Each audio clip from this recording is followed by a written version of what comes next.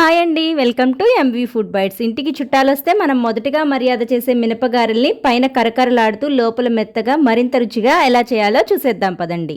దీనికోసం ముందుగా నేను 1/2 kg మినపప్పుని 4 గంటలు నానబెట్టుకున్నానండి. 4 గంటలు నానితే సరిపోతుంది, మరీ ఎక్కువసేపు నానబెట్టాల్సిన అవసరం లేదు. ఇప్పుడు ఇలా నానిన వాటిని వీడియోలో చూపిన విధంగా చేతితో రుద్దుతూ పొట్టు 80% పోయే వరకు వాటర్ని మార్చుకుంటూ కడగాలి. అయితే ఈ పొట్టు మినపప్పు కడగటం రాని వాళ్ళు మినపగుళ్ళతో అయినా చేసుకోవచ్చు. ఇలా వీడియోలో చూపిన విధంగా మినపప్పుని పొట్టు 20% ఉండేటట్లుగా వాష్ చేసుకుంటే గారెలు మరింత రుచిగా వస్తాయి. ఈ మినపప్పుని ఇప్పుడు గాలించి వడగినిలో వేసుకోండి. మినపప్పుని ఈ విధంగా గాలించి వడగిన్నెలోకి వేసుకోవటం వల్ల పప్పులో ఉండే ఇసుక చిన్న చిన్న రాళ్ళు అడుగునే ఉండిపోతాయి. ఇప్పుడు పప్పులో చుక్క నీరు లేకుండా వడారాలంటే ఈ వడగిన్నెని ఏదైనా గిన్నె సపోర్ట్తో ఏటవాలుగా వీడియోలో చూపిన విధంగా ఉంచండి. ఎక్స్ట్రాగా ఏమైనా వాటర్ ఉంటే అవి కిందకి కారిపోతాయి. ఇలా వాటర్ ఏమీ లేకుండా వడగట్టుకున్న మినపప్పులోంచి ఒక చిన్న బౌలు పొడి మినపప్పును తీసి పక్కనుంచండి.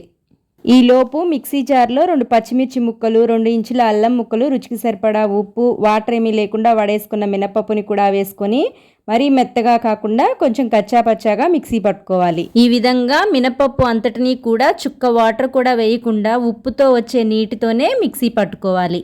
ఇప్పుడు ఈ మినప్పిండిలో ఓ పెద్ద ఉల్లిపాయ సన్నని తరుగు, హ్యాండ్ఫుల్ కొత్తిమీర తరుగు, కొత్తిమీర కొంచెం ఎక్కువ వేసుకోండి, టేస్ట్ బాగుంటుంది. 1 టీ స్పూన్ జీలకర్ర వేసి ముందుగా తీసి పెట్టుకున్న పొడి మినపప్పుని కూడా వేసుకొని అంతా బాగా కలిసేలా వీడియోలో చూపిన విధంగా కలిపి ఉప్పు సరిపోయిందో లేదో ఒకసారి చెక్ చేసుకోండి. ఇప్పుడు స్టవ్ పైన డీప్ ఫ్రైకి సరిపడా ఆయిల్ పెట్టుకొని ఆయిల్ వేడయ్యేలోపు ఇలా ఏదైనా కవర్ కానీ అరిటాకు కానీ తీసుకొని చేతిని తడి చేసుకొని ఓ పెద్ద నిమ్మకాయ సైజు పిండి ముద్దను తీసుకొని మీడియం మందంలో ఒత్తుకోండి.